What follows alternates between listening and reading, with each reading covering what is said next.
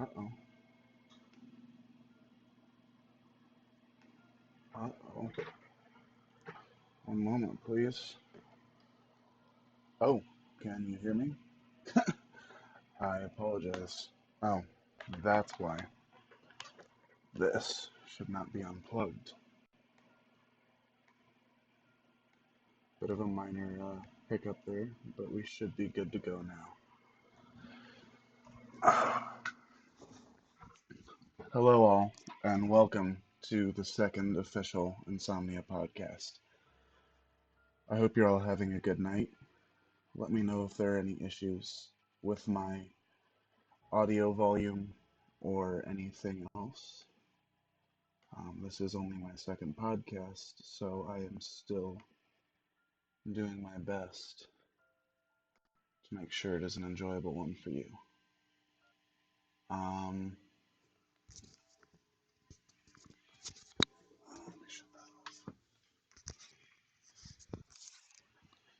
so tonight, before we begin, I would like to remind all of you that I do now have my own official subreddit up and ready. It is called r/Sleepless Nights. There is an underscore between sleepless and nights, as you can see on the screen right now. This is a good place for any of you guys to just come together and post scary stories of your own that you would like me to read, as well as anything related to horror that you would like to share, whether that be music, pictures, art, anything of the sort. So feel free to visit my subreddit and make sure to join so that you can keep up to date on what's going on at any given time on that subreddit. Now, as soon as I can figure out what happened to my music. Can you guys all hear the music okay? Are you guys able to hear that? It seems like it's cut out. And I'm trying to figure out what the hell happened. To be... Oh. No, it's just cut out for me. It's seems to apparently still be playing for you guys. So that works. Anyways, keep me updated. I will be reading chat in between stories. And let me know if the volume is going good. I will be making adjustments as going. Another small announcement I'd like to make before we get started. I do now officially have my own Patreon. So if you guys enjoy my videos and enjoy the content that I create and want to support me, you can go do that at patreon.com/sleepless_nights. I currently only have 2 reward tiers up and going at the moment. Those are going to be fairly solid. I'll be making sure, like, I have a $1 tier and I believe a $5 tier. I think I'm going to add a $3 and possibly a 10. I don't think I'm going to go much higher than that. But I want to hear from you guys what kind of stuff that you would like to see as far as perks. Right now, I've got shout outs at the end of the video, as well as access to a special role on my Discord, which will be up and running very shortly. So let me know if you guys have anything else that you guys would like to see on that, because I really want to find as many ways as I can to show you guys that even if you're just viewing and even if you're just coming by to watch, I want you guys to know that I appreciate what you guys do and I appreciate you all being here. Anyways, enough of me rambling. I'm going to go on and we're going to get started with the stories. Let me know if there's any problems with the mic, with the music, and other than that, we're going to begin.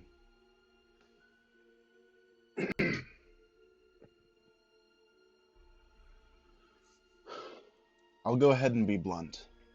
I make small personal videos and upload them to a platform for a few bucks here and there. It's not an ego thing, it's just a small hobby I find interesting. My first month or two, I uploaded most all of my videos to a Tumblr account. I never made it onto huge cam shows or anything, but it also allowed for messages that I occasionally replied to. That was my first mistake. It went smooth for the first while, until I ended up getting a message from an account whose username was pretty much jargon. It was something pretty normal. Looking for a boyfriend? Which I promptly replied to with, "No, sorry, I'm in a relationship. I appreciate the offer though." He responded with a slur of profanities. Now, this may seem like your typical nice guy post, but it gets worse. Soon I was getting more messages from a different account. It was graphic. He went into depth about how he was going to stalk and promptly assault me. It was sickening, but I dropped it because I was on Tumblr. There's no way he could possibly find me. That was wrong. Within the week, I was getting hundreds of messages. I had to mute notifications because they blew up my phone. A unique message, which were all gross. They all got worse, however. He detailed how he would study my behavior to learn my nightmare and use it against me. At that point I was angry, but stuck. I couldn't fight back, so I ignored them. Sadly, I made the mistake of posting my face at a diner in my hometown. It was a quick snapshot that I had taken at a hole-in-the-wall restaurant, and I made a comment about the food. He took this as an invitation and reverse image searched it. I had also posted it to Facebook, which contained my hometown, school address, and personal life. He didn't stop. He actually went the extra mile and headed to my hometown. He showed up at my part-time job. Lucky for me, I wasn't at work that day. Another coworker came in contact with him, who begged for me to come to the front. He got angry when she refused to say when I would come in. Cops were called, and the horny psycho was finally arrested. The saddest part was when I was interviewed, I learned that he had 2 children and a functioning marriage. His wife knew nothing of this behavior. I've gone through quite a few pervy incidents, but this one by far was the worst. So, Mr. Perv, let's not meet again.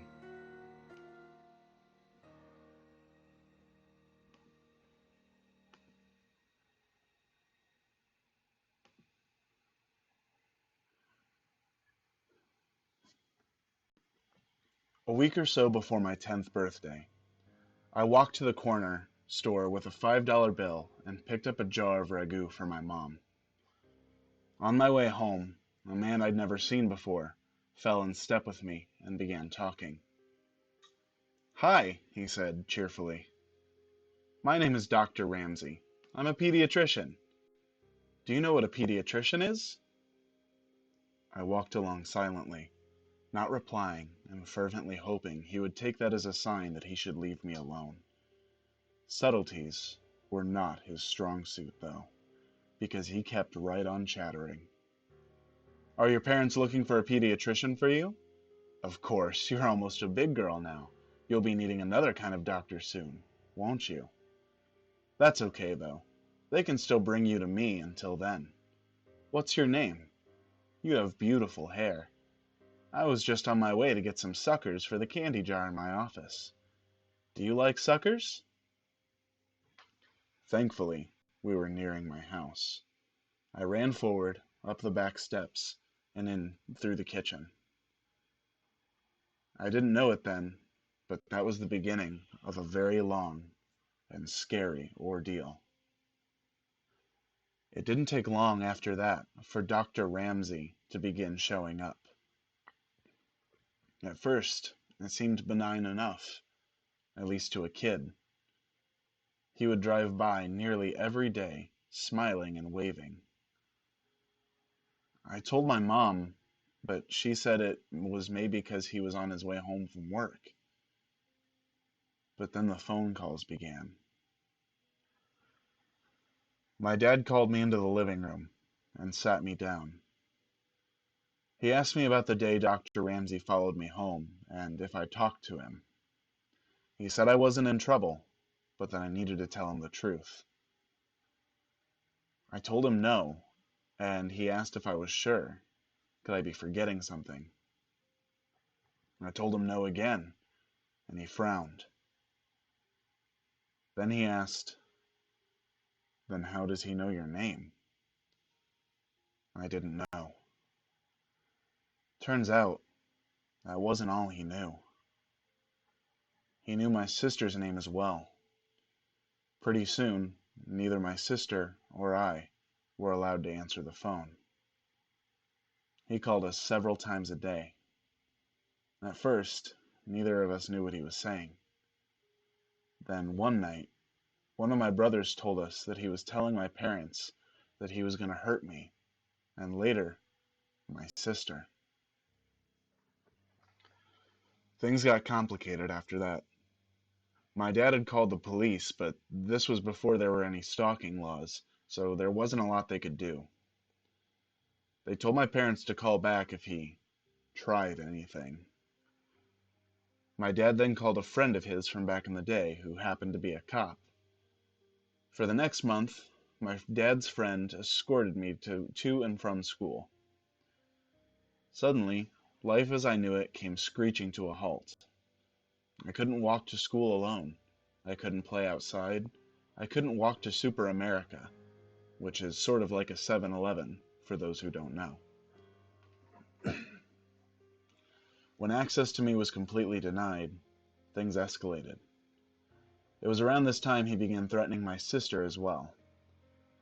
Then one afternoon, my sister, two of my brothers, my mom and I were in the kitchen. One of my brothers saw a glimpse of someone in the garage. Dr. Ramsey came, or they'd seen him too. Dr. Ramsey came bolting out of the garage, my brothers chasing after him. They ran all the way to Cherokee Park, where he lost them in the trees. My parents called the police again, but nothing came of it. The only information they had was a description and a name that was almost certainly fake. A couple weeks later, we woke to find our dog hanging from the side porch. She was a gorgeous saddleback German shepherd, born the same day I was. We were all devastated. The cops said there was no evidence it was him and ruled it accidental, but none of us believed that. Phone calls that he gave us in the meantime became more informative. He would talk about who was home and who wasn't. If my brother would say my dad's home, he would tell him who's really in the house. He also would talk about the house itself. about the windows in the kitchen that he could easily pry open with a knife from the outside, even when it was locked, and about the French doors that connected to the living room and the side porch, and how the lock could be finagled from the outside if you jiggled it just right. That night, my dad put some carpenter nails at the bottom of the French doors until he could get a new lock ordered. My parents had to go to a company event for my dad's work. My older brothers were at St. West roller skating rink. My sister was on the phone with her best friend. My little brother was on the floor asleep. I was watching Devo on the midnight special with Wolfman Jack. It was late. Suddenly, the top of the French doors swung inward, and in the few milliseconds before the nails in the bottom caused them to snap back, I could see his silhouette. My sister whipped the phone at the television, and we ran upstairs.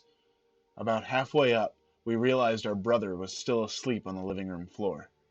As quietly as we could, we slipped back down the stairs to get him. We all went into our bedroom, and we didn't turn on the light. This way, we could see outside. We watched out the window for a while, and when we didn't find him, we crept down the hall to our brother's room to look. We looked down and could see someone standing at the back door. He knocked loudly. "What do you want?" my sister asked out the window. He stepped back and said, "Is this the Mercy residence? I have a pizza for delivery. Can you come to the door?" She scoffed at him, declaring that she was not stupid and that she could see he didn't have a pizza. She was calling the cops. He left. A short while later, my brothers returned home. We told them what happened, and they walked around the yard watching for him. They came back in, and things settled down. By now, we'd pretty much given up calling the cops because it never helped. So we just went back in, each of us, except my youngest brother, still asleep, carrying a knife from the kitchen, just in case. Eventually, one of my brothers went into the kitchen to get a bowl of cereal as a snack. You know the sensation you get when you can just feel someone watching you? Yeah, he had that in spades. He kept looking around the kitchen, through the doorway into the living room, at the windows. He didn't see anything, but he could still feel eyes on him. So he went closer to the door to try and see better. The kitchen lights were reflecting on the windows of the door. It had 3 rows of 3 windows, so he still couldn't see. He stepped closer, and then closer again, until he was right up to the door. Then he cupped his hands on either side of his head so he could see. There, on the other side of the window pane, was Dr. Ramsey, smiling back at him. He turned to yell for my older brothers, and when he looked back again, he was gone. They went out again to look for him, but didn't see him. The next night, we were at the table playing Crazy Eights, and my brother was restless. My sister asked him what's wrong, and he said he always felt like any minute there would be a boom, boom, boom on a door or window. Almost immediately after his sentence, boom, boom, boom, on the window right behind him. In the chaos, the 2 oldest ran out, but he was already gone. A couple of weeks later, I was now at school, and we were outside on the playground during recess. I was swinging upside down when I saw that now familiar blue Ford Galaxy cruising by, moving slowly. There he was, smiling and waving.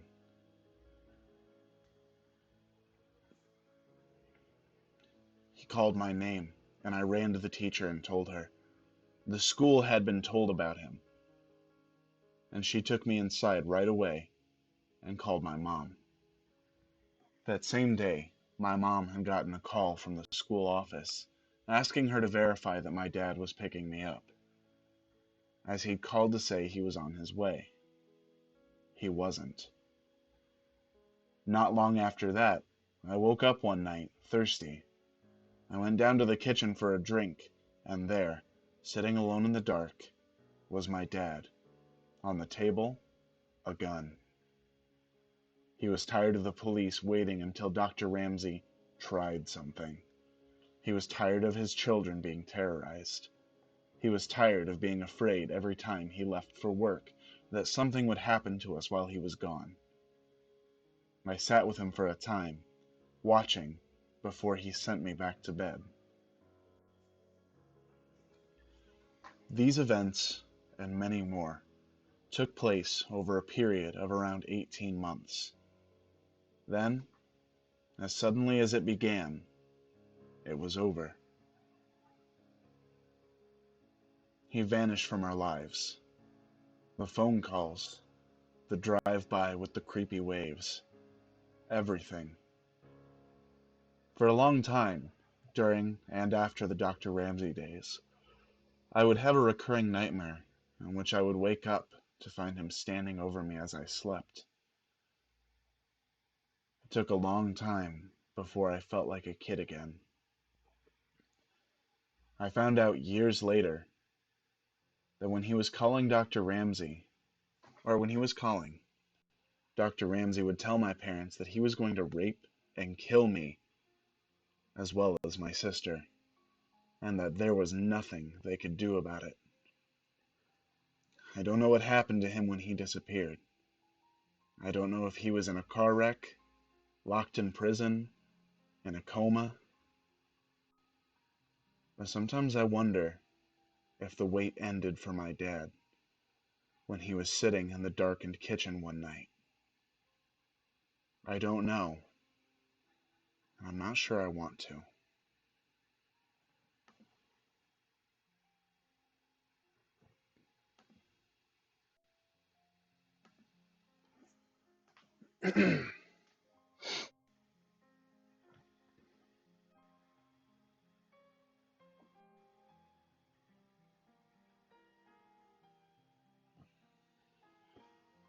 I used to work with an older guy, old enough to be my father. I tried to be friendly with him because we worked in nearby departments, and I didn't want to be trouble. I guess no one was really very nice to him there at all, so he took to me like butter to bread. He quickly left his department if he saw me, and he would just chill in mine and do all my work for me. I never asked him to, and I preferred doing my own work because it gave me something to do. One day, my car wouldn't start, so he offered me a ride home.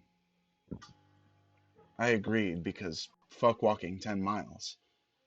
From that point on, he would show up randomly at my house, wanting to hang out or go out to eat or whatever. At first, I would let him stay for a few hours, because I thought he was harmless. But after putting up with him every day for a week, at work and outside of work, I got annoyed. I started avoiding my house or pretending I wasn't home, and he didn't like that too much. He started showing up at places I was at, movie theater, mall, fast food places, even my mom's house one time. I couldn't figure out how he knew where the fuck I was every time, until a friend inspected my car and found a fucking tracker on it. Once he realized he couldn't find me anymore, he took to cornering me at work. One time he had me cornered and shoved his tongue in my mouth. Naturally, I freaked out and bit him, and once I was able to get away, I ran to the manager's office. It was caught on tape, thank fucking heavens, and he was promptly fired. I ended up moving shortly afterwards, and I didn't tell anyone about my forwarding address beyond my family. I have him blocked on social media, and I did see him once in a store, but he was with his wife, and I was with a friend who was built like a tank. I don't go to that store anymore.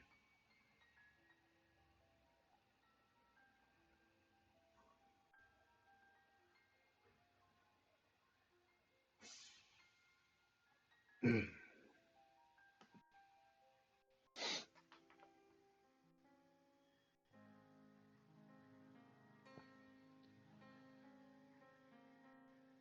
happened to me during my first year of university in October. I was living in the dorms, and I need to give you a brief rundown of the dorms. You'd need a key card to access your specific floor, so even though someone on the third floor and fourth floor live in the same building, they can't access each other's floors. I had injured myself playing sports, so I was under orders to rest, which meant no Halloween parties for me. Pretty sad for a horror fiend like myself, but I tried to make up the time to be a happy one. I busied myself helping to make costumes for people and doing their makeup. And once I was finally finished, I packed up my makeup and decided to watch some movies in my room. A guy popped up and introduced himself. We chatted a bit and exchanged email addresses, and I walked back to my room and said goodnight. The first warning sign was that he walked into my room behind me, despite me saying I was going to walk into my room. I felt really awkward and tried to say in a roundabout way that he needed to leave, but he wasn't getting the hint. I finally had to say, "You need to leave my room now." I chalked this up to maybe him being drunk or something, but I did wonder how he got onto my floor if he wasn't with anyone partying. Before I went to bed that night, I checked my email and there were 5 from the creep.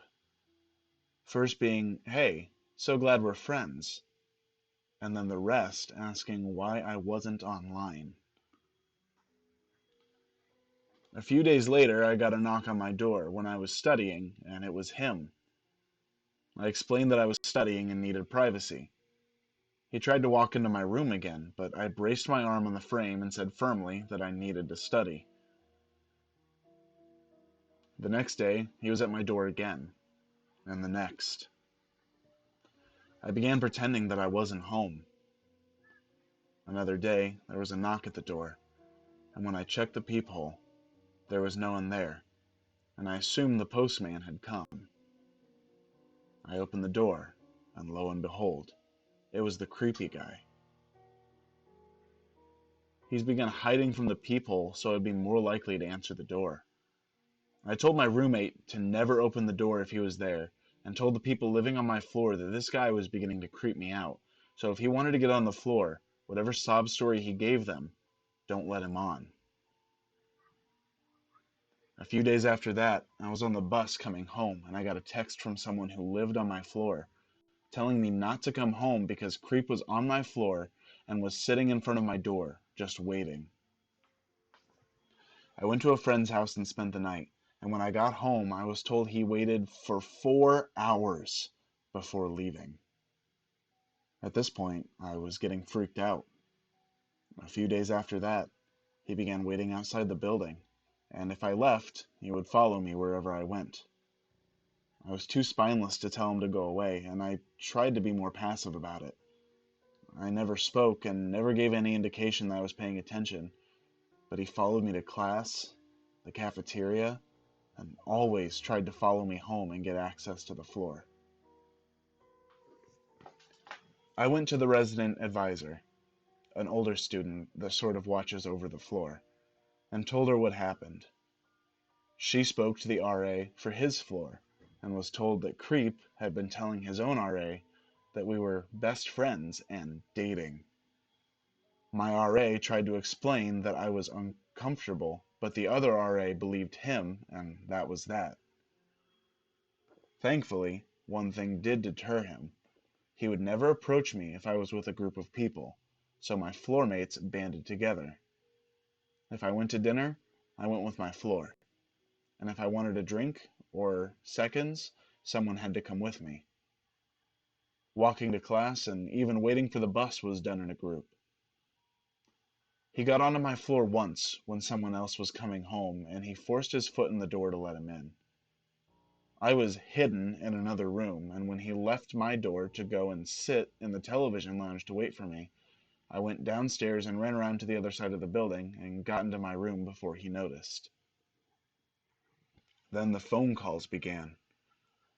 I never gave him my number, but he somehow obtained my mobile and room phone, and at first it would be 1 to 2 phone calls a day until I told him I wanted him to leave me alone. Then the calls began coming in at every hour, with him begging and pleading for me to talk to him.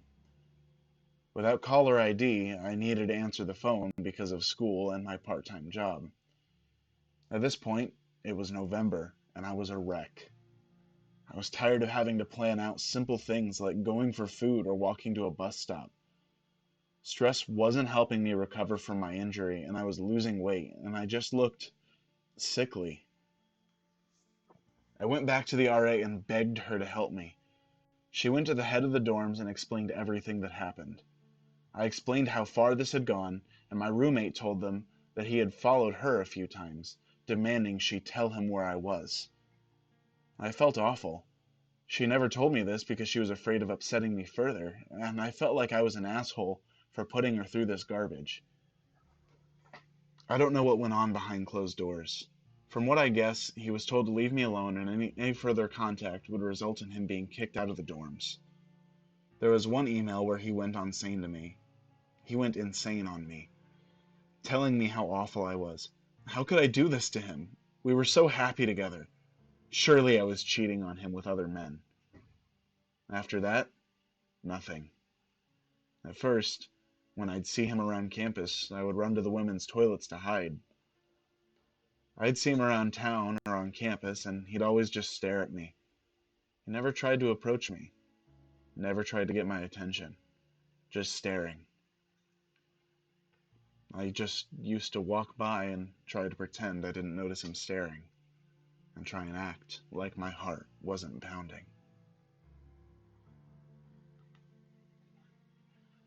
So I don't typically give feedback at the end of a story, but I just want to say that I'm an RA myself at the university that I go to, and the way that the Stalker's RA handled that whole situation is abhorrent to me.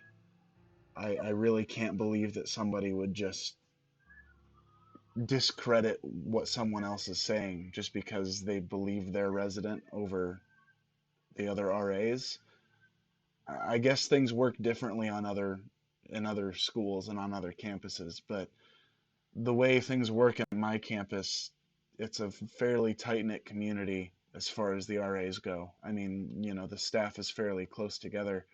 So if one of my other RAs came and told me that, their resident was uncomfortable because of the actions of one of mine, I would definitely believe them, and I'd go and do that. I'd take care of it and talk to the resident, but maybe it's just a personal thing and just the way that RA functioned. Anyways, on to the next story. A little backstory. I'm a 20-year-old, short, petite female working at Subway. I can't help but be nice to anyone, even if they creep me out. I feel bad, usually. About a year ago, we had this guy, 35 to 40 years old, who would come in every day for lunch. He was fascinated by my stretched ears and a few piercings I had on my face, and he always asked questions. He would sit down after I rang him out and watch me from his table for 2 hours, non-stop, just staring at me while I helped other customers. This goes on for about 2 weeks. Every day he would ask for my number, saying he has plugs and tunnels he wants to give me and see me wear them in my ears, and I always politely declined.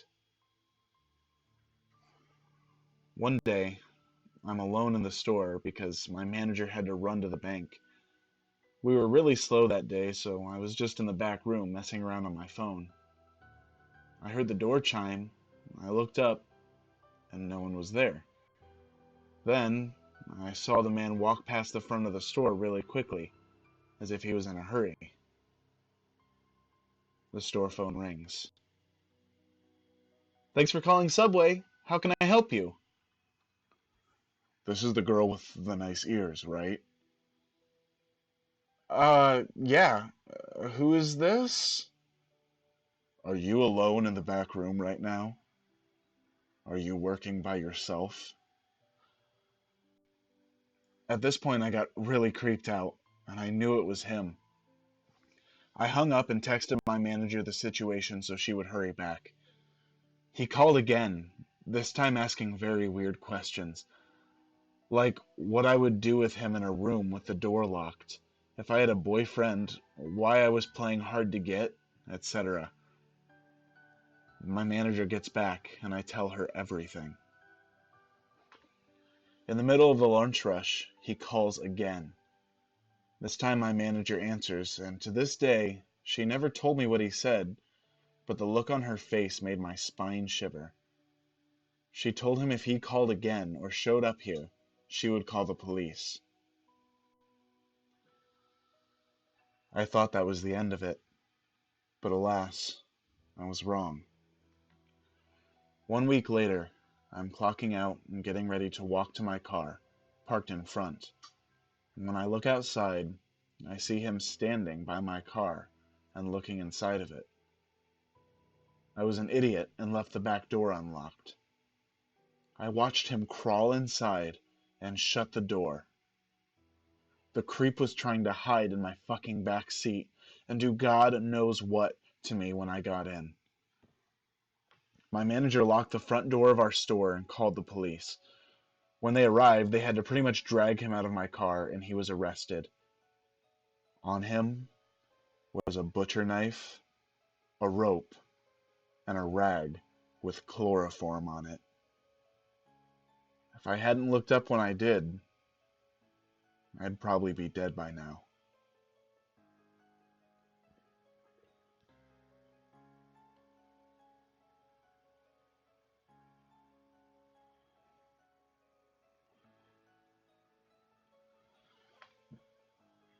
So I had an ex-boyfriend who I dated for a grand total of 3 weeks.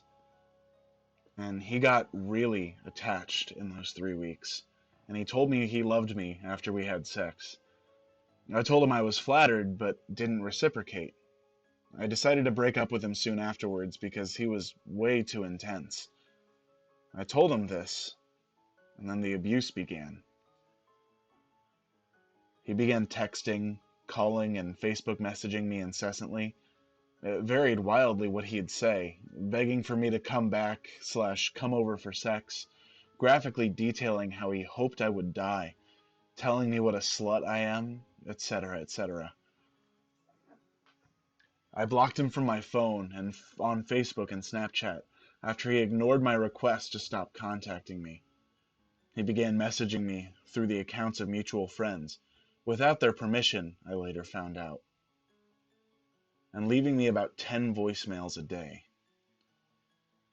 He even got a hold of my work email, which I never gave him, and sending me long paragraphs in which he would bounce wildly between lamenting his love for me, diagnosing me with various mental illnesses, which was everything from bipolar disorder, depression, anxiety, MPD, and Asperger's syndrome. It was a new one each time. He dragged up the one time we had sex into this too, telling me I was broken because why would I not want to be with him? I ended up getting a new email to use at work, because it turns out you can't block someone from emailing you. Once again, I sent a single line in reply. It just said, "Stop contacting me." He wasn't done there. He had previously been text messaging me, which he was blocked from doing. He found out that my MacBook can receive iMessages from his iPod using a personal email address, which he did have. So here come the iMessages, mostly dick pics he found on 4chan while calling me a slut and a whore, taking screenshots and posting angry, distressed replies to his friend's group chat. Screenshots of this group chat got sent to me. Thankfully, the mutual friend in that chat was actually sticking up for me. Everyone else was telling him to try and have sex with me.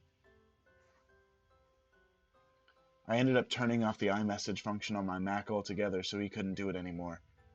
Again, I asked him to stop contacting me, this time threatening legal action to stop it, which he allegedly thought was hilarious.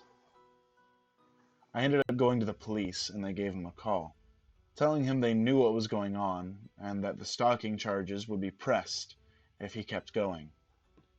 They told me to text him in front of them and tell him that the call was coming. His reply made me angry beyond all reason. It said, "Stop contacting me now, bitch. I've had my fun." I didn't reply under instructions from the police, but I went home and threw things around in anger for about 10 minutes.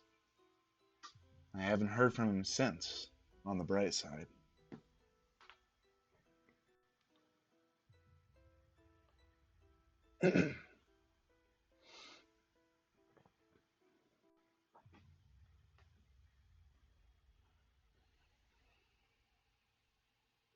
Just a reminder to all of you before we go on to the next story, and those of you who are just now joining, or those of you who are watching in the future, I do now have my own subreddit. It is on the screen now. It's called r/sleepless nights with an underscore in between the words. There you guys are welcome to post your own stories, your own art, music, anything related to horror or to this channel that you guys want to see. Other than that, we're going to continue with the next story.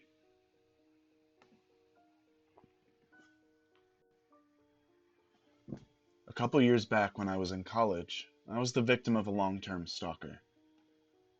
I'm a male, 20 at the time.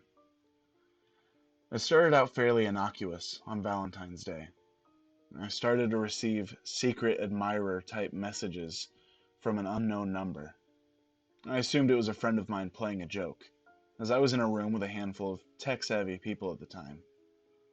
I tried to gauge their reactions and asked if anyone was messing with me. They all denied it, and I believed them. They're pretty bad liars. It was further confirmed that it was none of them when I got a phone call from the number, and the voice on the other end said, "Hello, is this?" And she said my name. I replied, "Yes, who is this?" hoping I could identify the voice. At that point, they hung up and resumed texting.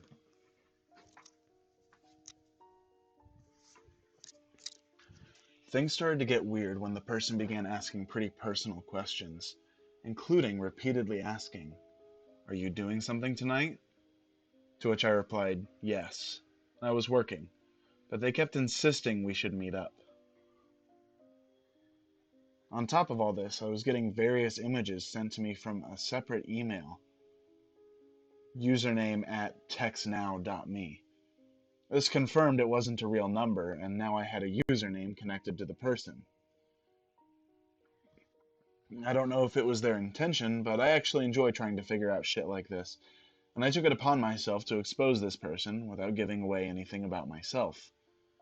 So I kept it up, and texted them back for a while, and dug more and more information about this person, compiling it into a profile and eliminating possibilities. Unfortunately, this just encouraged them, as they insisted I send pictures, take pics add to the convo, etc. Then they sent a weird one.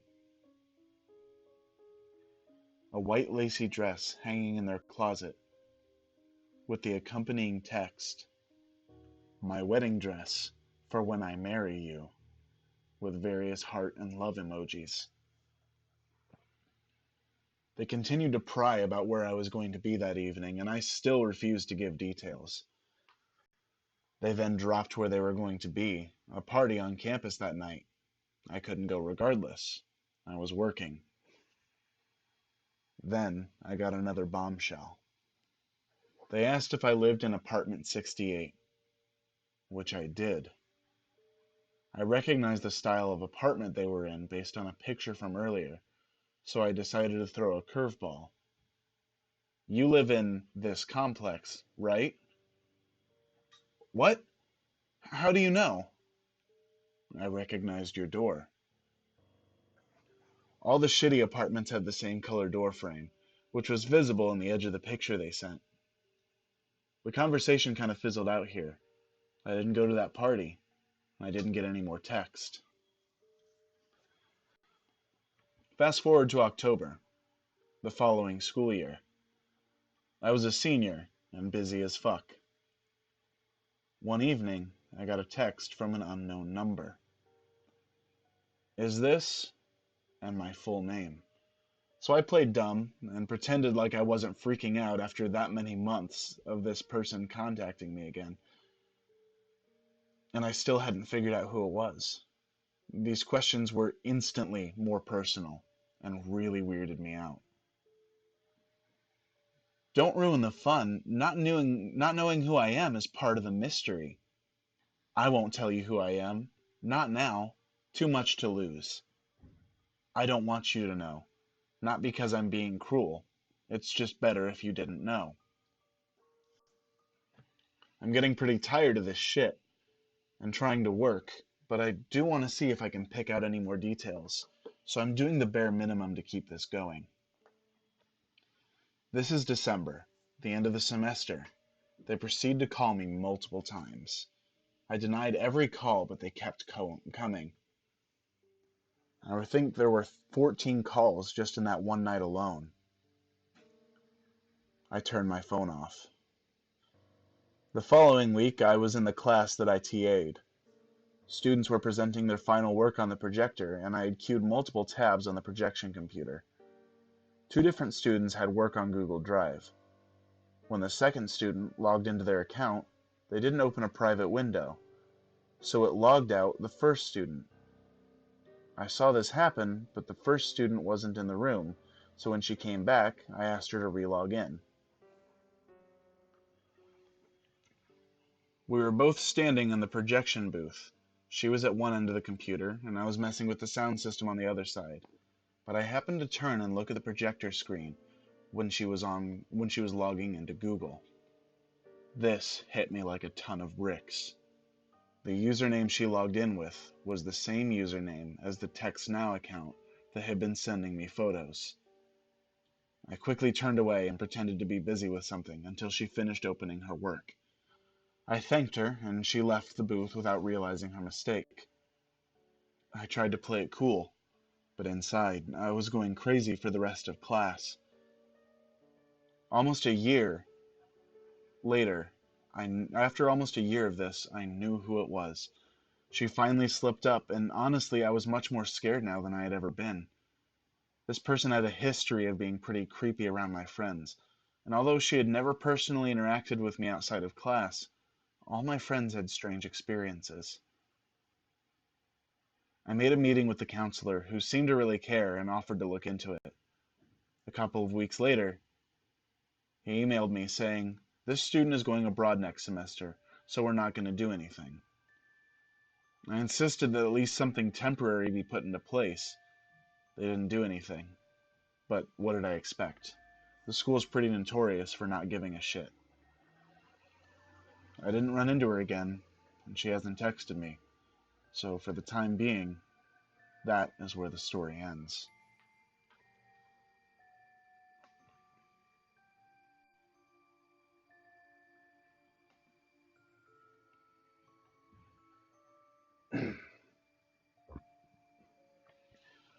I've had a couple of stalkers.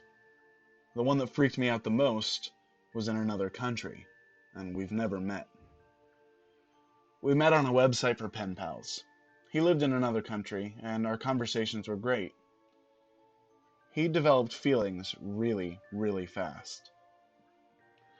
I liked him very much in the beginning. Our relationship became sexual in nature, and we made plans to meet, etc. I was concerned with some things that I considered red flags, confirmed by my friends and my family. I decided to back off a bit. He didn't like that at all. I was super beta, trying to keep the peace without hurting/losing my friend. I started lying to him out of fear. He'd interrogate me for hours about where I was going, who I was with. If I went to a party, he'd both ask if I slept with anyone and then say he kind of hoped I had so I could tell him how the sex was. It was getting to be too much. I was no longer interested in him romantically or sexually. but I would still engage with him sexually because I was afraid of him. In the meantime, I met and fell in love with my current significant other, who is absolutely wonderful. Stalker was obsessed with everything about our budding relationship and wouldn't leave me be. I realized finally that Stalker made me feel disgusting and that I shouldn't be involved with someone I was afraid of and disgusted by. I told him I didn't want to hear from him ever again. He ignored me. My significant other contacted me and told him to leave me alone. He tried to interrogate my significant other about the nature of our relationship, but my significant other shut him down. I blocked him on everything. I realized that he was still reading my blog, so I deleted the whole thing. He made new email accounts and Facebook accounts constantly. He relentlessly Googled me and my SO, to the point that our names were amongst the top searches on multiple search engines. When he elicited no response, he started sending my significant other screenshots of times we had been sexual. I was mortified, but since I had been 100% honest with my SO, it didn't break us up. He was obviously incensed and disgusted. We never responded to anything the stalker sent. To my knowledge, he still creeps on us, but after that, everything mostly stopped. I know he's thousands of miles away, and I've had stalkers who are in my immediate area, but he still scares me the most.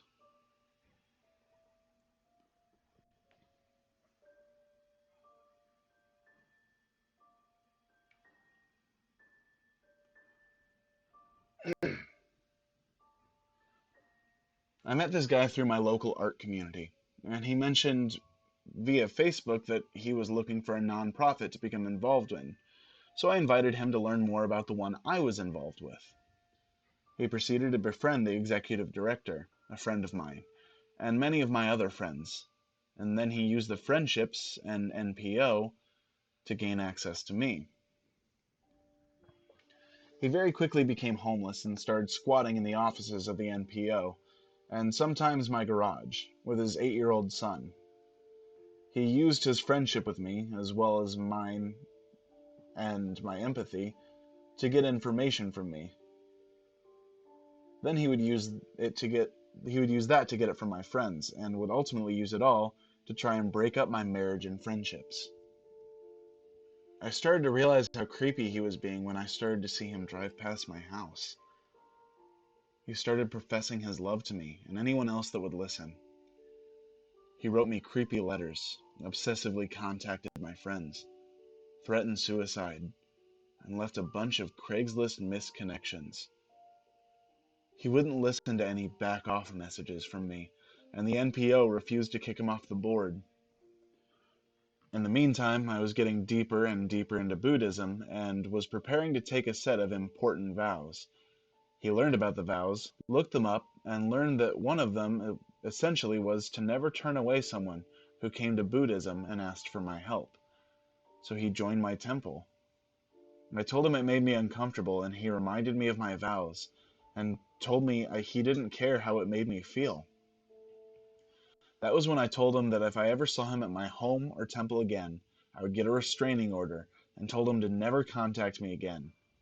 He tried to convince everyone that I was crazy and that he was really a Buddhist now, but I'd already warned the clergy at the temple. I had to block him from all social media, and we rotated board meetings. It's been 3 years now, and I still get chills when I see him around, accidentally. I genuinely think he was one of the most disturbed and creepy people I've ever met.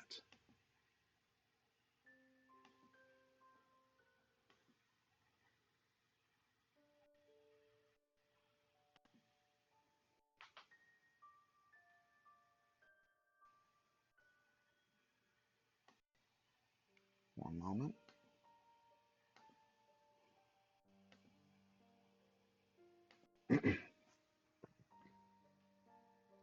Oh man.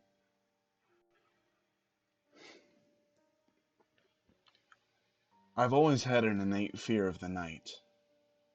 Not so much the dark, but the night itself. As a child, my imagination was overcome with stories of creatures that come alive at night and the safety offered by my house and a light. I never had anything to base this fear off on until a night when I decided to go with a buddy of mine to a baseball game and got stuck at a light at 2 a.m. after dropping him off at home.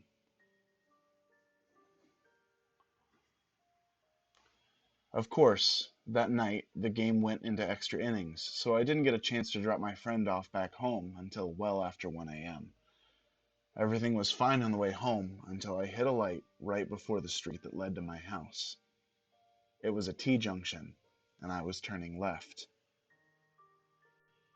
The light is one of those that you think is broken until finally it turns green, right when you finally decide to just run it. Of course, I pulled up right as the light turned red. I would have just run the light, seeing as no one was there and it was closing in on 2 a.m. on a school night. But earlier that week, I had heard the phrase, "Character is what you do when no one is looking," and for whatever reason, that was the night I decided to prove myself that I was a man of character. Big mistake. I pulled to a stop at the light, feeling good about myself, bordering on self-righteous, when I happened to look out my window to my left and noticed a lady sitting all alone on a bus bench. We made brief eye contact and I quickly looked away. It was too late. I could see movement out of my peripheral vision, and I knew she was coming my way. I looked out the window and noticed she was carrying a bag. I quickly checked that my doors were locked and all of my windows were up. I then moved my right foot above the accelerator, just in case, and braced myself for what was to come. I was hoping it would just be an awkward exchange, and was praying for a quick light change before she reached me, so I could just get out of there. I knew that there was a slim chance of that. She walked right up to my window, put her bag down, and began to tap on my window. I nervously looked up at her, and she motioned for me to put my window down. I had automatic windows, so I just imagined pushing too hard on the window button and that thing coming all the way down. So I took a deep breath and lightly flicked it with my finger. The window moved microscopically down, but she did not seem to notice or care. She then leaned in and began to talk. She said, "My boyfriend beat me up. I have a friend who lives down the street. Can you give me a ride?" I should stop and give a brief physical description of the bag lady. She was small and skinny, and of an indeterminate age. She was either in her mid-20s and had lived a hard 20-plus years on the street, or she was a 60-something-year-old who lived a moderately hard life on the street. All that to say, just by looking at her, there was no way to verify her story. She looked beat up by life, not just by a boyfriend. There was something about her delivery. It was robotic and seemed practiced, like she was disconnected from the moment. That made my skin crawl, and after about a second debate on whether or not I should do it, I told her I had to get home and I couldn't give her a ride. After my first refusal, she leaned in closer and said the same thing. "My boyfriend beat me up. I have a friend who lives down the street. Can you give me a ride?" This time I felt more confident when I declined to give her a ride and told her I had a curfew and had to get home. She leaned in a third time and began her statement again. "My boyfriend beat me." At this point, the light changed. I slowly lifted my foot off the brake and started rolling forward and began muttering an apology. She didn't move. She just looked at the light, then looked down at me, leaned in closer, and said 5 words that have haunted me ever since. "You made the right decision." Then she picked up her bag and walked back towards the bench. I peeled out of the intersection and cried and screamed all the way home. I have no idea what she planned to do, or if there were people waiting to jump in my car from the bushes had I moved to let her in, but that encounter has haunted me ever since, and has confirmed in my mind nothing good happens after dark.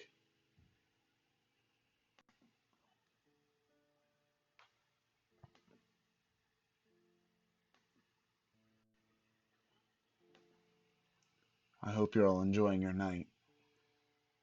We have a few more stories left, and then I'm going to call it a night for myself. Just a reminder before we begin the next story, I'm not sure if there's anyone else watching this now as the live stream, or if there's anyone else who has joined to watch in the future when I post this. But, as you can see on the screen right now, I have a subreddit of my own. It's called r/sleepless_nights. And if you go to the, I've already explained it several times, so those of you who have already heard it, I'm not going to go and explain it again. But if you go there, you'll be able to see exactly what kind of stuff I'm looking for on there and what kind of stuff you can post within the community. Another thing I would like to say real quick before we finish is that I have now officially set up my own Patreon. And if you guys enjoy what I do and would like to support me in any way, I would greatly appreciate it. That website is patreon.com/sleepless_nights. I've currently got 2 tiers coming up, one of them including an exclusive role on my soon-to-be-made Discord server. I have a few more fine touches I've got to make on there, and that'll be up and ready. But let me know what you guys want to see on the Patreon, and if you guys want to support, let me know what kind of benefits you guys want to see from me, because I really want to find a way, the best way I possibly can, to show you guys that I really do appreciate you guys coming and watching my videos and being a part of this community. Anyways, without further ado, we're going to finish with our last set of stories.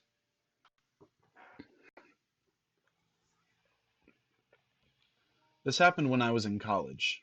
I lived in Isla Vista, the student community at UCSB, notorious for being a party school. It fully lived up to its reputation. I like to party, but holy shit, these people were off the wall. As such, there were a lot of people who put themselves in dangerous situations, drinking to excess, not being careful, not locking doors, etc. It had a very isolated and insular vibe, and anyone who was hanging around who wasn't college-aged immediately looked out of place and strange. One night, after having a few drinks, I came home to my small house, where I lived with 2 other girls, probably around 2:30 a.m. We were all serious students, and I was probably the least serious, actually. And when we partied, it was not your typical UCSB mega rager. It was more like a small get-together with friends. We would often have a few people spend the night, sleep on our furniture, or in our beds, as the case may be. That night, my roommates had a few people over who I didn't know, and I saw when I returned home that one of them had opted to sleep on the couch from the shadow that I saw there. I didn't turn on the light, so I wouldn't wake anyone up. But I was passing the couch to enter my bedroom. I noticed the figure was lying very stiff. He just had this weird energy to him. He was lying down, but it was like he was putting all of his energy into lying as still and rigid as possible. I paused, and the guy quickly jerked his head to face me, without moving his limbs, so quickly that it startled me. I could see his wide eyes open, glinting in the dark. Figuring I'd startled him and that he was drunk or maybe on some kind of stimulant and unable to sleep, I just hurried past into my bedroom and locked the door. The dude made me nervous, and I wasn't taking any chances. I fell asleep. At 4:30 a.m., I woke up. There was a strange sound at the door, almost like somebody was drumming their fingers against the wood very quietly. I lay still and listened. There were more quiet sounds, like somebody scratching at the door with their fingers, which got louder and louder until it was clear he was using both hands and scratching as fast and as hard as possible. It created an extremely loud and intimidating sound that filled me with fear. I got my cell phone and texted my roommate because I was afraid to make a sound. "Your friend is freaking me out. Is he coked out? Can you talk to him? He's banging and scratching on my door." She didn't text me back, probably because she was asleep. I texted my other roommate to the same effect, covering all my bases. Keep in mind that the scratching has been going on at this point for a couple of minutes. I have no idea how he could have sustained it. Scratching at a wooden door with your fingernails can't feel good. He also grabbed at the doorknob and jiggled it super forcefully. Because neither of them answered, I decided to call and really wake them up, though I was scared to make a sound. I know how stupid it sounds, but there was something seriously horrifying about being teased like this through a door. I knew that he was trying to terrify me.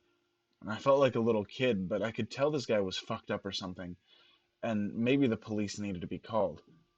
And I wanted to loop my roommates in it since it was one of their friends. The scratching stopped abruptly and I called my roommate, who answered sleepily. "Yo, your friend is messed up. Can you please deal with it? Do we need to call the cops? He's seriously scaring me. He was scratching at my bedroom door. It's really fucking weird." She didn't say anything for several seconds, and when she did speak, her voice had no sleepiness in it at all. "What friend?" she said. "That fucking guy that was sleeping on the couch," I said, and she was quiet again. "We didn't have any guys over," she said. "Call the police." My adrenaline surged and I told her to please lock the bedroom door as quickly as possible. I realized that I hadn't heard the scratching in a while and I had no clue where the dude had gone. Suddenly I heard a loud banging on the other end of the house, where my roommates, Lauren and Monica, shared a bedroom. The bangs were followed by the sound of them screaming in fear.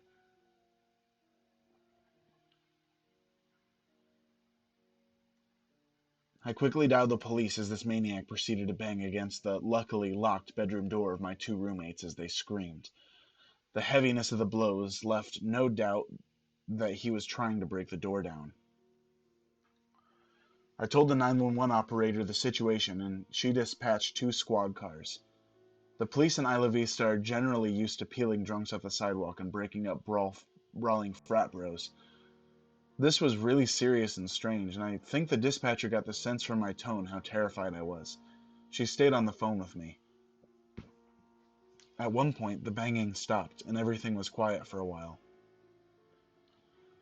I talked with the dispatcher and suddenly looked down to see that the guy had slipped his fingers through the 1-inch gap between my door and the floor, and was just kind of waggling them around, making this weird growling sound.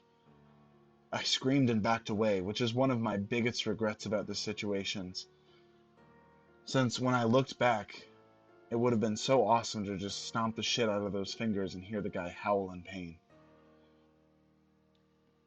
When the cops rolled up, I heard running and the sound of our sliding glass door opening and closing, and then he was gone. The cops never caught him. He had broken in through our side door by jimmying the lock somehow. My door was covered in what turned out to be huge gouges he'd made using a pair of scissors, which he discarded on the ground before he left. What terrifies me most about this was that I was walking right past him, and I looked him right in the face. I realize now he was not trying to sleep, nor was he on drugs. But he was lying so stiff like that because he was hiding. He probably heard me open the door, because he freaked out and hadn't realized there was another girl living here, and tried to blend in with the couch in the darkness.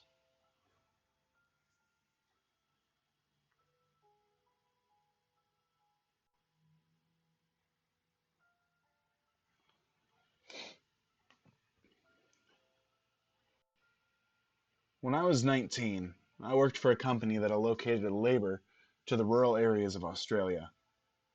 Basically, what you did was tell them when you were available, and they'd send you to a remote farm for a few weeks,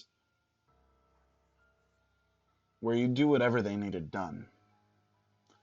It was hard work and it was long hours, but good pay and good fun if you got in with a nice group of workers. When this occurred, I was working on a large property.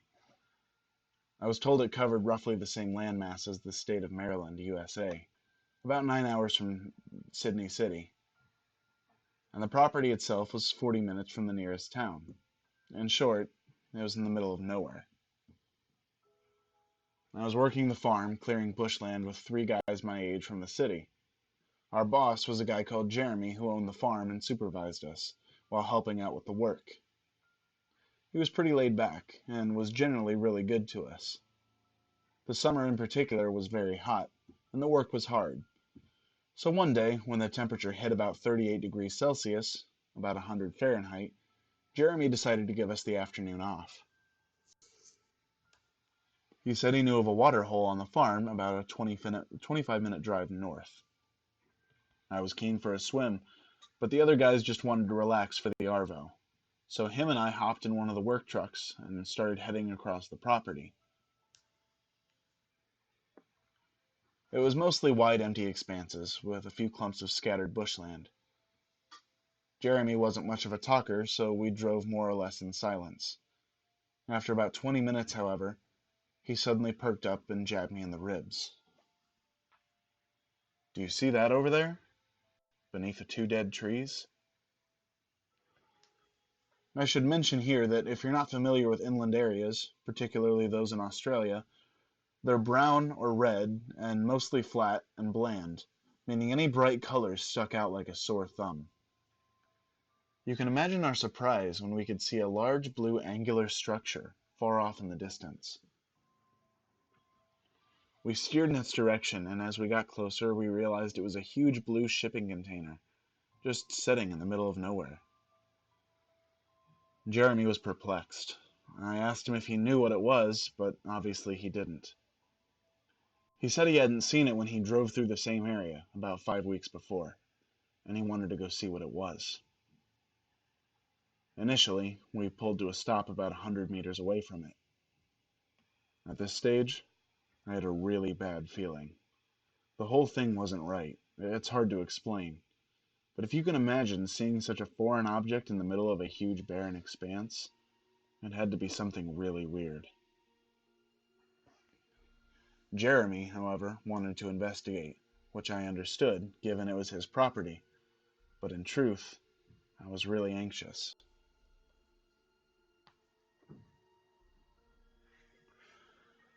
As we got closer, things got even more bizarre. There was a big diesel generator behind it thumping away, and a CCTV camera on each side, all motion activated, so they buzzed from side to side, following us as we moved around. I tried to reason with Jeremy, something along the lines of, with all this security, someone obviously doesn't want us here. Let's just go. He brushed me off, however, reminding me it was his farm and whoever put this here was trespassing, so he wanted to go inside. Despite all the surveillance, there was only a small padlock on the huge door. We had some bolt cutters in his toolbox, and after a bit of a struggle, we broke the lock and went inside. The first thing I noticed was the rush of cold air as we got in. The place was air-conditioned, which I must admit was quite pleasant on a hot day. We searched around for a light switch, but I could already see this was some sort of IT setup. There were flashing LEDs all around the place, and the sort of hum you hear when a hard drive is working hard.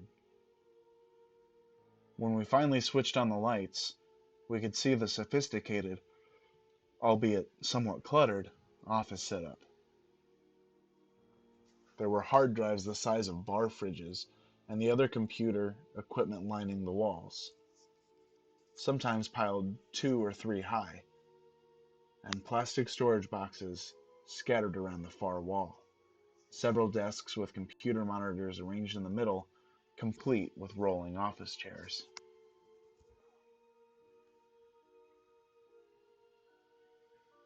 At this stage, I felt like I was in one of those nonsensical dreams that made absolutely no sense.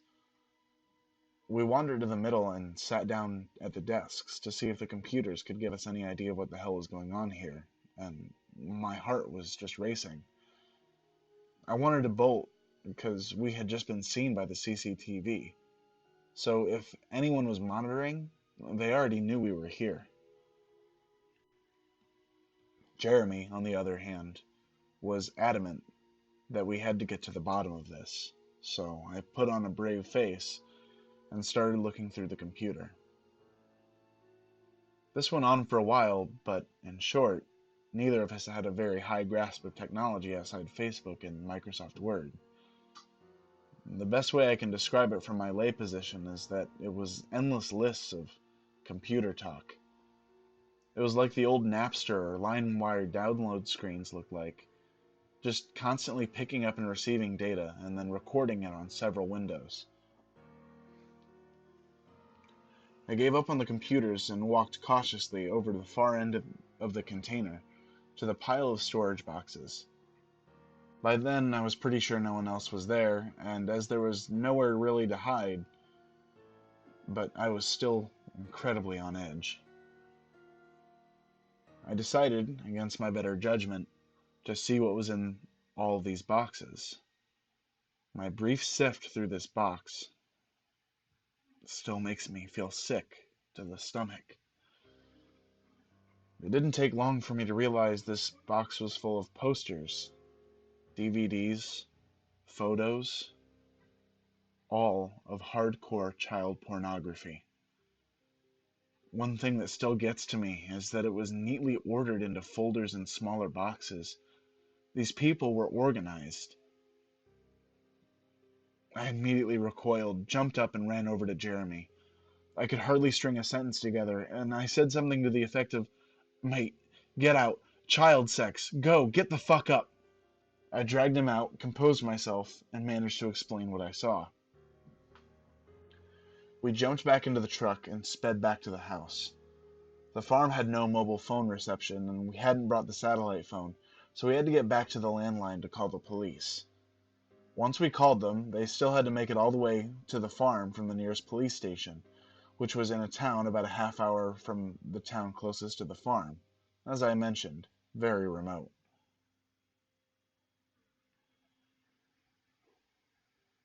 We waited, talking frantically about what we'd seen, until the cops arrived almost an hour later. They arrived with 2 four-wheel drives, and we jumped in and led them back. This is where it gets worse. By the time we got back, the container door was open, and there was a fire inside. We had only 2 small extinguishers in the cars, and these did very little. The fire department took an hour to get there, by which stage most of the damage was already done. An arson report by the federal police found almost no evidence of the computer equipment described, and only traces of paper and cardboard. This meant that whoever ran it knew we were there and had time to come and remove most of it and get away. There were various ways to get off the property, and the landmass was huge, so there was really no way to tail them, since the police hadn't taken us all too seriously in the first instance, probably due to our poor explanation on the phone. Aerial surveillance was also impossible by the time we had pieced it all together. I took a keen interest in following it up, but with no real evidence of who might be responsible, the investigation went cold. I've kept in contact with Jeremy, and the shipping container is still there on the farm, as it's too expensive to move. I'll never forget what I saw in those boxes.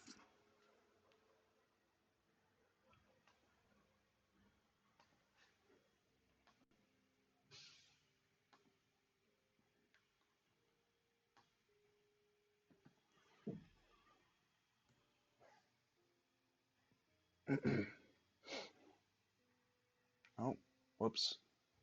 I apologize. I clicked the wrong way. Now I gotta reopen this page.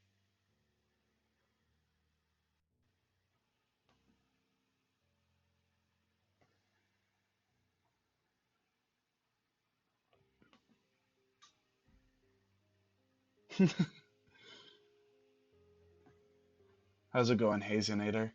I completely agree. Sleep is definitely for the weak, and that, my friend, is why I am awake and reading horror stories to you.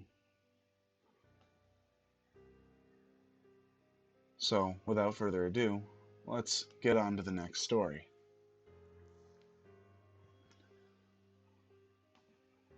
Also, just real quick before I continue, welcome to the channel, Hazinator, and I hope you enjoy what you listen to.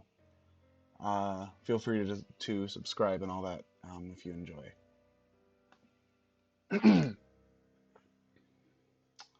If the story will open, my computer is going uncharacteristically slow.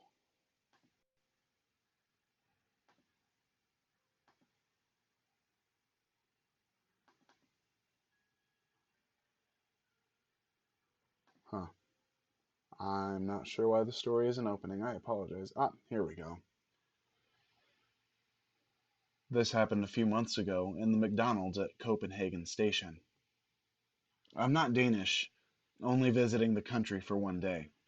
And since I wanted to travel cheap, I decided to take the cheapest bus there was, which just so happened to be the one arriving at 11 p.m. the day before. I thought I could save even more money by not renting a bed somewhere and instead spending the night awake, or half asleep at the station, do my business the next day, and sleep long and well on the bus back home. So this McDonald's is open 24/7. I pretty early discovered that the station was too cold for me to get some shut-eye. So I went inside and bought a coffee and sat down at an empty table.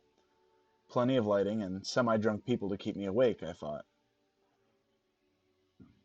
I should add that I'm 23 and female. After some while sitting in my spot, a strange guy walked over and placed a full cup of soda on the table. He said in Danish something I believe meant, "I ate my food already, I didn't drink any, you should have it instead." I'm Swedish, and although some Swedes understand Danish perfectly well, I have some difficulties doing so, so this is just a guess.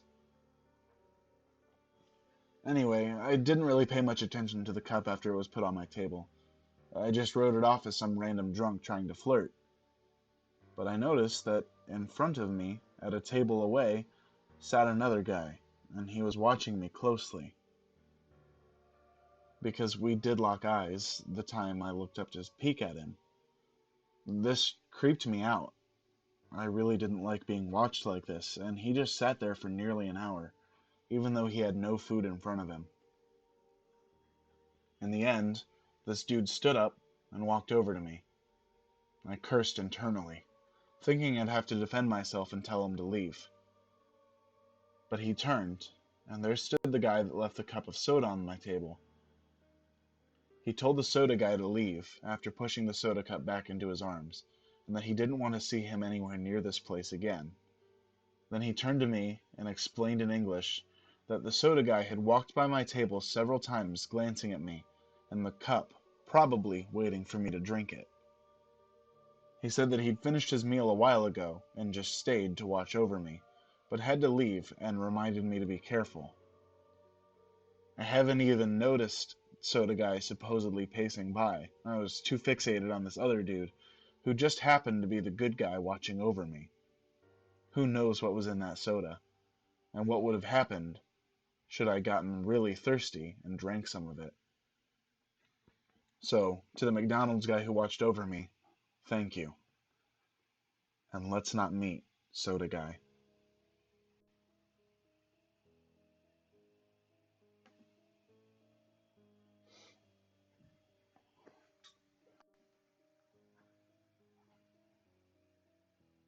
Uh-oh.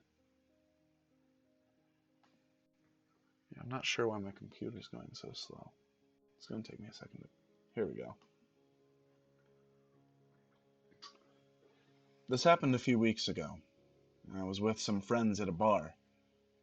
This specific location was a bar in the evening, and then turned into a club at night. At a certain hour, everyone is asked to either leave or pay the entrance fee to stay for the nightclub part. We were dancing, and I noticed a few guys getting close to our group and watching us. During a song, one even got into the middle of our group to dance with us and tried to dance with one of the girls, but she put her hand around another guy from our group. A little while later, the same guy came and grabbed me from behind while I was dancing.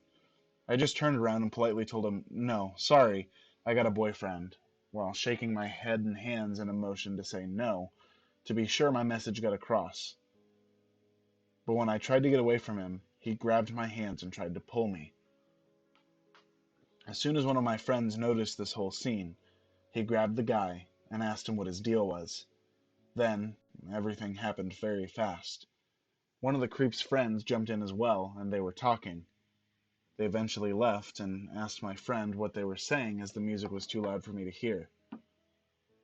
These fuckers just tried to convince my friend that they knew me and that everything was okay if I went with them. I honestly don't know how they thought this would work. I had a few drinks, but nowhere near enough to make me drunk. So, creepy guys in the club, let's not meet.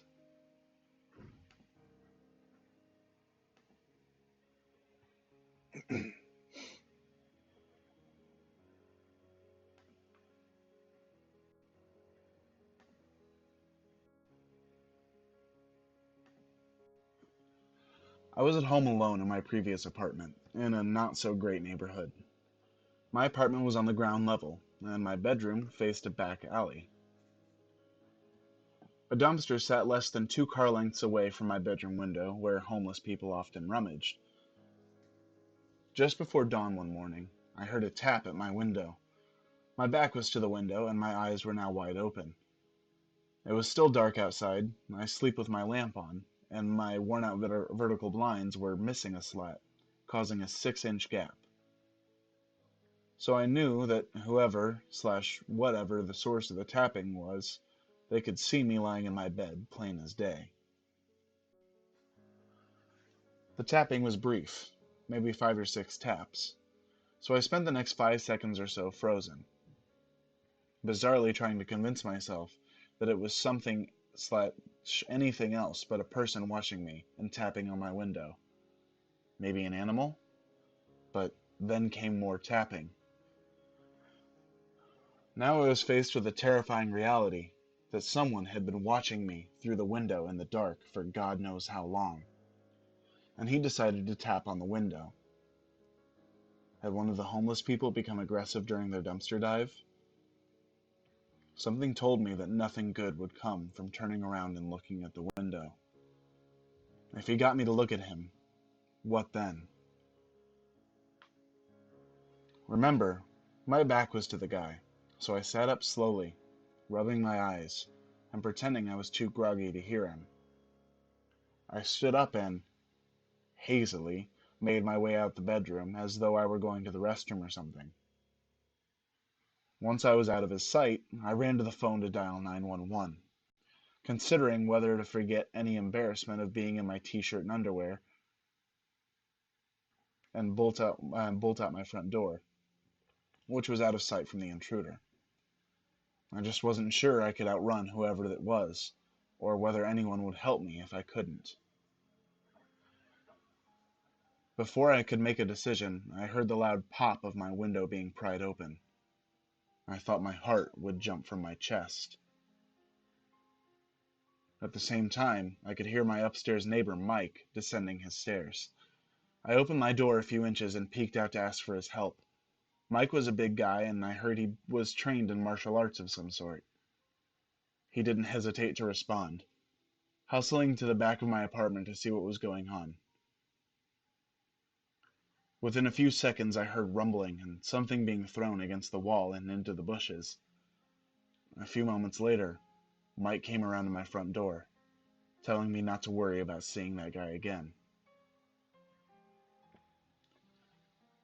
He'd beaten him up pretty badly, and I wanted to believe Mike that the would-be intruder was maybe dumpster diving, but that he would hopefully never venture this way again. But it wasn't a homeless person. According to Mike, when the guy escaped, he ran to the front of my building, hopped into a red sports car, and sped off.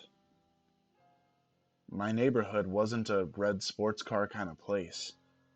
The police later told me the intruder was likely someone who'd seen me out somewhere and followed me home to find out where I lived. So, Mr. Window Tapper, I still wonder what you would have done if you'd gotten inside before Mike caught you. I wonder if you still follow me, and because of that, I often find myself wishing that Mike had put an end to you. If you found out where I now live, let's never meet.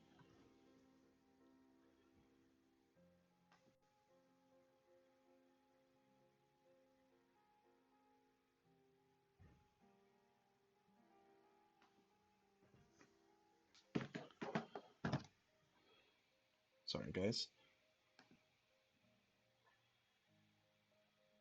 And to finish it off, we're going to finish with one last stalker story. So this happened to me on Thursday, April 25th, and I still can't shake off how terrifying and strange it was. I was home alone, getting ready for my 12 o'clock college class that morning, and I opened my blinds to let some natural light in. I glanced out my window to see a man in his mid-30s, wearing a baseball cap, roaming around my property, with his hands on his hips, walking with a lot of weird confidence. Our yard is kind of like a cliff, and it looks over onto our 5 acres of property down below. I live in the PNW, so it's a pretty scenic view. I was really confused and thought it was maybe a worker that my mom had hired for our renovators on the house admiring the view. I'm a little uncomfortable at this point because the dude walks to the side of the house and out of sight.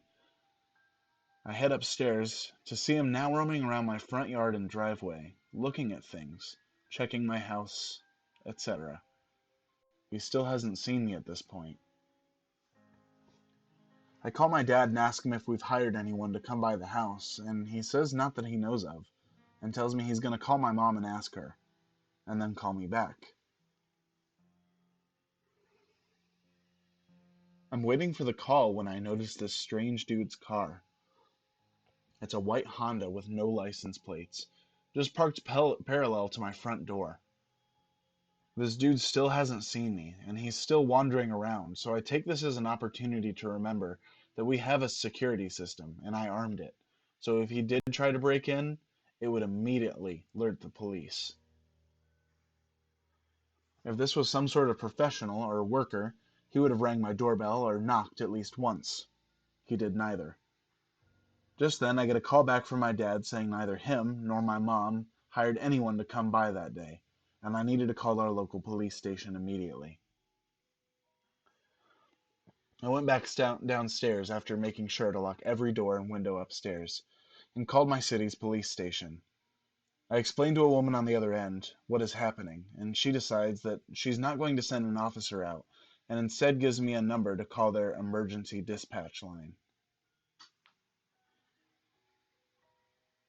I call the number she gave me, and immediately get an automated message saying, "Thank you for calling my town's name, non-emergency hotline. Nobody is available to take your call right now. If this is an emergency, please hang up and dial 911. At this point, I'm really irritated because 15 minutes have passed and this weird dude is still lurking around outside my house while I'm home alone, and apparently that wasn't enough to warrant an emergency to the lady I called at my local police department. I hung up and decided to call 911. After getting in touch with the 911 operator, I was asked a series of questions about his appearance before they would even alert officers near me and start heading towards my house. The whole thing seemed really weird. No one was in a hurry to have officers come up to my place when I was a younger girl home alone with a strange dude. I asked the officer if I could stay on the line with her when she Finally, after what seemed like forever, alerted the police to come to where I was, and she agreed. I went back upstairs to check on the weird guy, and he's now sitting in his unplated Honda, either listening to a radio show extremely loudly or on a phone call with someone through his car. It was a very prominent, loud male voice coming from his car.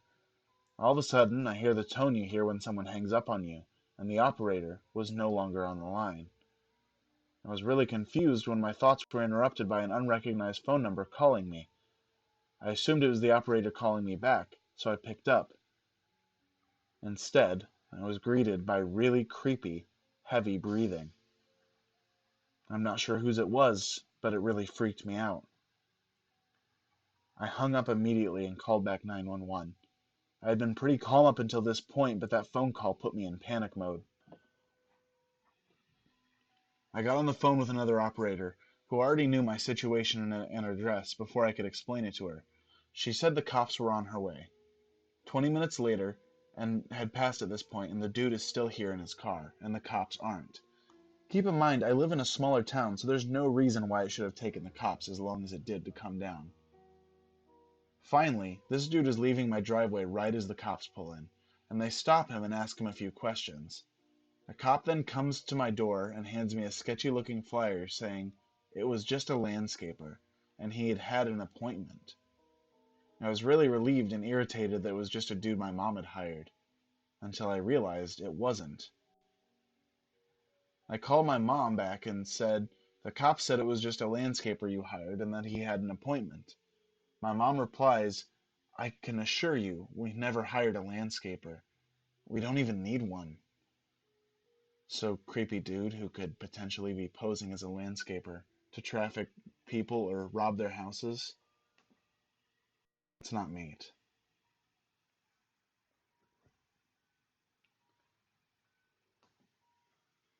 Alright guys, that's gonna wrap it up for me for tonight.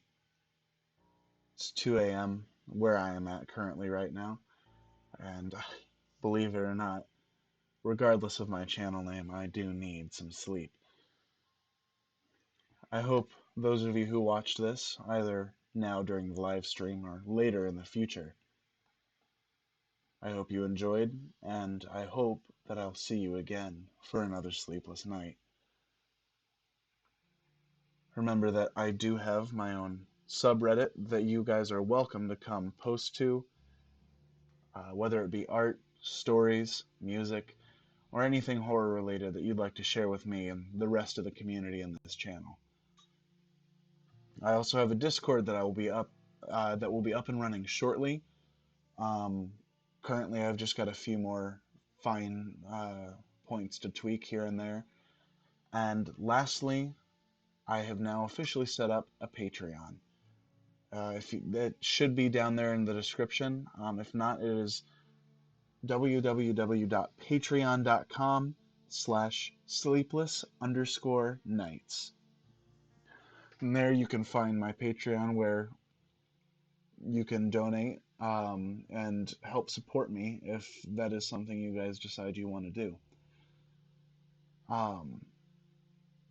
So far, the perks I've got right now are a video shout out at the end of the video, as well as access to an exclusive role within my Discord, which will give you access to exclusive channels and exclusive things within my Discord.